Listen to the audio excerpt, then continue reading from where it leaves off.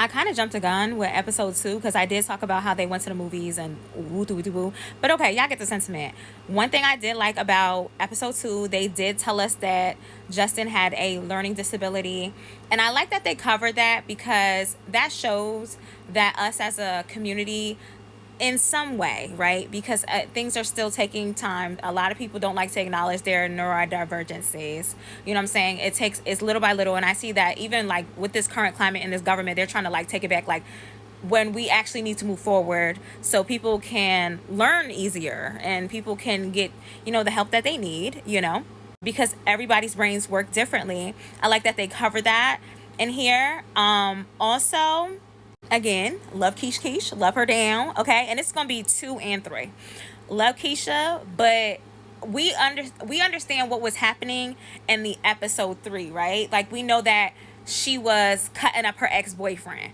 However, it was like you let him lean in for that kiss. I was like, oh, okay. And then even though she was like, get away from me, and we saw another perspective when it was episode 3. I was like, girl, what the fuck?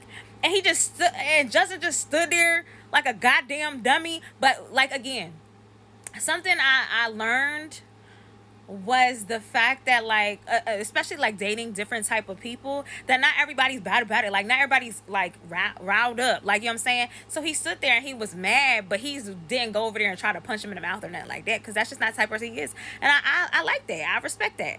I also really love Keisha and her grandpa's relationship. I really love it so bad.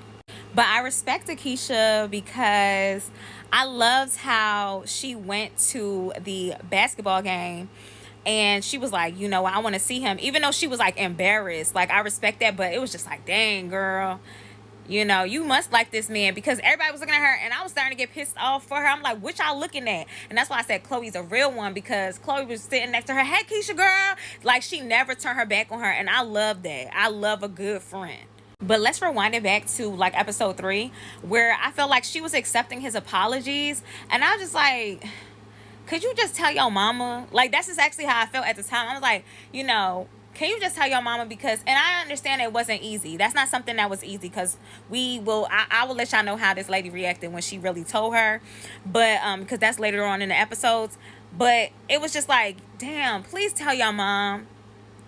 Because there's no reason why you should have to sit here and talk to a man that violated you. And yes, he apologized, but that doesn't change the fact that he did something something that could have just been avoided.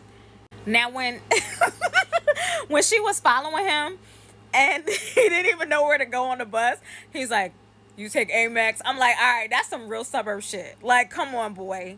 You ain't got no coins or no chains. Like, come on. Like, he done pissed me off. It's the fact that he was trying to ignore her, and then she also had to teach him how to get off like the buses and the trains. And he just kept walking, and then they eventually just walked together. And now I'm about to go to episode 4.